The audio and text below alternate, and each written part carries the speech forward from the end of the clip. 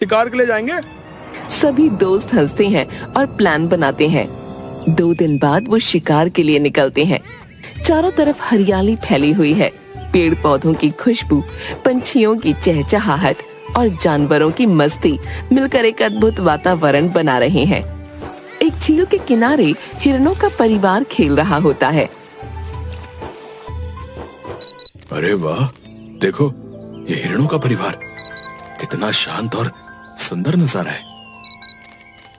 महेश धीरे धीरे camera zoom करता है। हिरन पानी पीते हैं, बच्चे कूद रहे हैं। जंगल का वातावरण शांत है, लेकिन ये शांति ज्यादा देर नहीं टिकने वाली थी।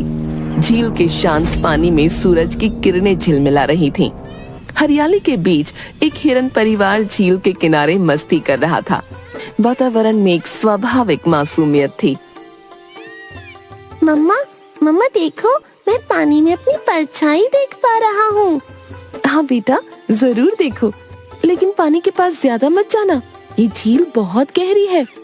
दूसरी ओर पूरे जंगल में जानवर अपने अपने परिवारों के साथ तपती गर्मी से बचने की कोशिश कर रहे हैं। कोई छांव में बैठा है, कोई बच्चों के साथ खेल रहा है। तभी अरे देखो, असली हिरण। अब तक तो सिर्फ टीवी पर देखे थे। कितना प्यारा है यार। प्यारा तो है, लेकिन क्या कभी इनका मांस खाया है? मजा ही आ जाता है। अब भाई हो, ये जंगल है, जंगल समझे, यहाँ जानवरों की कोई कमी नहीं है। अरे पर इन्हें पकड़ना कोई हंसी खेल नहीं है समझे। पहले इनसे दोस्ती करनी पड़ेगी, तब शायद ये पास में आए हमारे। और तो फिर देर किस बात की, चलो दोस्ती से शुरुआत करते हैं। अब सब लड़के धीरे धीरे जानवरों के करीब जाने की कोशिश करते हैं। वो पेड़ों पर झूले डालते हैं, कुछ जानवरों को फल देते हैं। शुरुआत में जानवर डरते हैं, मगर धीरे धीरे इंसानों पर भरोसा करने लगते हैं। देखो देखो, अब हम भी इंसानों जैसे दिखते हैं। इंसान तो गजब के निकले, केले लाते हैं और हमारी बात भी समझते हैं।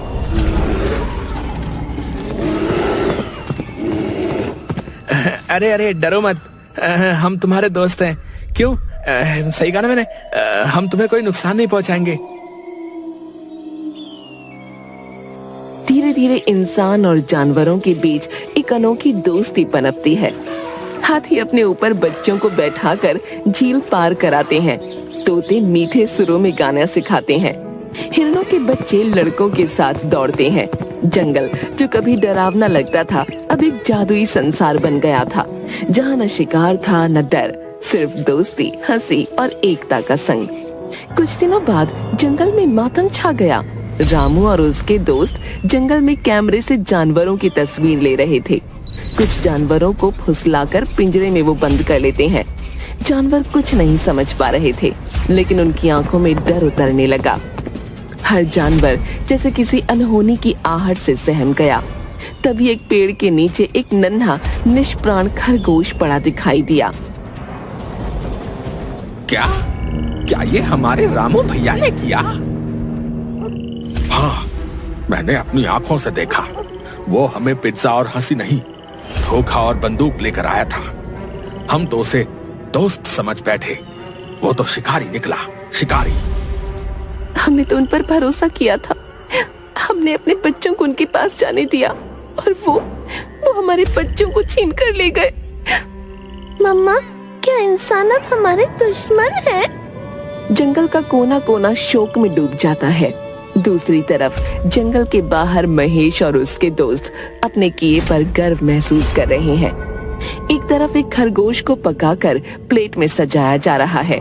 तभी एक भारी आवाज के साथ महेश के चाचा विजेंद्र सिंह प्रवेश करते हैं। अरे, इस भयंकर गर्मी में कोई जानवर तो दिखाई नहीं देता। होटल में मांस की किल्लत हो गई है, जैसे सब जानवर कहीं गायब हो गए हों। चाचा जी, परेशान ना होइए, यहाँ पास के जंगलों में जानवरों की ना भरमार है, भरमार। कल ही तो हमने 2 हिरण और 1 खरगोश देखा था। आपको जितने चाहिए ले जाइए। अगर ये सच है तो समझो महेश, आज से तेरा रोज का मांसाहारी डिनर मेरे होटल में फ्री। भीड़ हंसती है, तालियां बजती हैं। तभी आप लोग क्या बातें कर रहे हैं?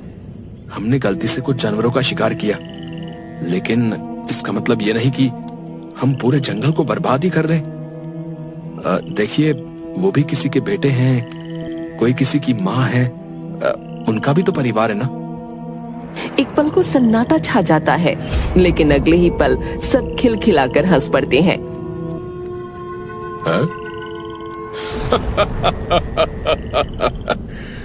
देखो भाई देखो, शिकारी के दिल में दया जाग गई। अरे यार रामू, अगर इतनी ही ममता थी तो शिकार पर आया ही क्यों?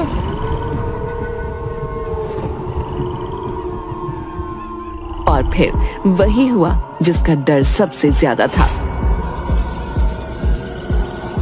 एक दिन जब गर्मी अपने चरम पर थी, आसमान से उतरती धूप अब तलवार जैसी लगने लगी थी और जमीन तप रही थी जैसे अंगारों से भरी हो। जानवर इधर उधर पानी की तलाश में भटक रहे थे, नजरें थकी, गले सूखे। इसी तपती दोपहर में जंगल की बाहरी सीमा पर विजेंद्र का टोला दिखाई देता है। कंधों पर कुल्हाड़ियां, हाथों में पेट्रोल के कनस्तर। सुबह से पूरा जंगल छान मारा, लेकिन एक भी जानवर दिखाई नहीं दिया। अब तो एक ही रास्ता बचा है कि आग लगा दो इस पूरे जंगल में। ये जानवर गर्मी और धुएं से तड़पेंगे तो अपने आप बिल से बाहर निकलेंगे। वो अपने चारों ओर देखता है, पेड़ सूखे, जमीन झुलसी, जैसे बस चिंगारी की देर हो। लेकिन ठाकुर जी, जंगल पहले से ही सूखा पड़ा है। अगर इस पर पेट्रोल डालेंगे तो ये आग रुकने का नाम नहीं लेगी। न जाने कितने मासूम जानवर फिर इसमें जलकर मर जाएंगे। अरे ओ बबलू, अरे जरा और पेट्रोल लेकर आ रे।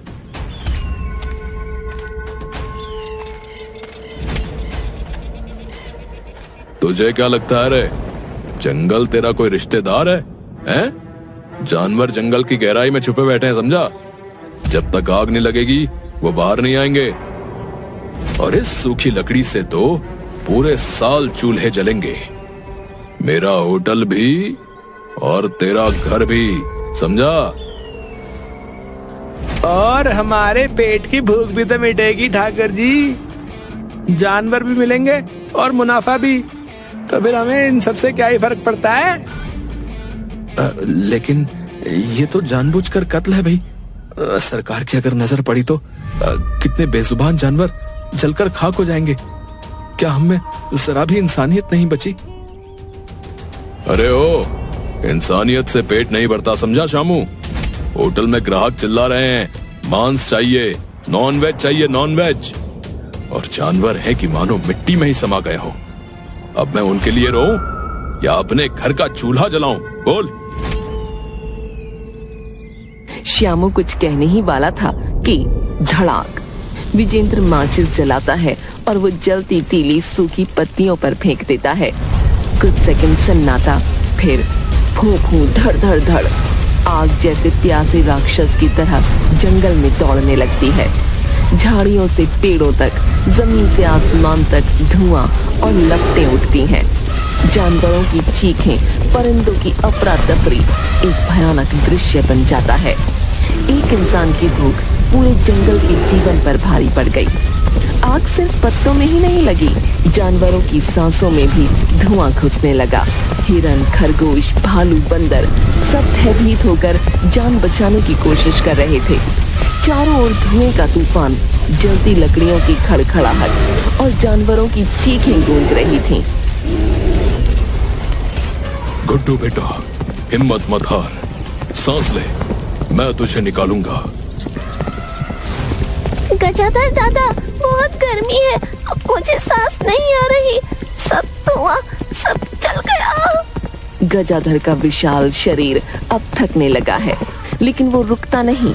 आंखों में आंसू, दिल में डर, पर बच्चा बचाना है। दूसरे कोने में चीकू तोता जो उड़ नहीं पा रहा, उसके पंख झुलस गए हैं। वो एक टूटती शाखा पर बैठा है और चीख रहा है। रामू, क्या ये वही जंगल है जहाँ तुम मेरे सुर पर ताली बजाते थे? अब देखो, मैं उड़ नहीं सकता। इंसान होने का मतलब ये था। कहीं एक छोटा हिरन कन्हैया धुएं से घिरा अपनी माँ को खोज रहा है। मम्मा, मम्मा, कहाँ हो? बहुत डर लग रहा है मम्मा, जवाब दो। झाड़ियों के पार धुएं में लिपटी एक मध्यम सी आवाज आती है। बेटा भाग जा, मुझे छोड़ दे, तुझे जीना है, मैं नहीं बच पाऊंगी। कन्हैया आग के लहराते सागर को लांघता है, कांपते पैरों से माँ तक पहुँचता है, पर देर हो चुकी है। उसकी माँ की सांसें थम चुकी हैं। मम्मा उठो ना, देखो मैं आ गया, उठो ना, देखो मैं डर गया हूँ मम्मा। कन्हैया माँ के शरीर से लिपट कर रोता है। उसकी चीखें धुएं से घिरे जंगल में गूंजती हैं। पहाड़ी पर खड़े कुछ इंसान दूरबीन और कैमरे लिए ठहाके लगा रहे हैं। कोई वीडियो रील बना रहा है, कोई फायर फॉरेस्ट एक्सपीरियंस का हैशटैग लिख रहा है। पिघलते पंख, जलती सूंडें, बुझती आंखें, हवाओं में जानवरों की चीखें अब तैर रही हैं। एक हफ्ते तक जंगल की आग बुझी नहीं, अब आग बुझ चुकी है, लेकिन धरती की छाती पर सिर्फ राख ही राख बाकी है। हर ओर जले हुए पेड़, राख में बदले घोंसले, झुलसे हुए बदहवास जानवर, सब अपने घाव चाट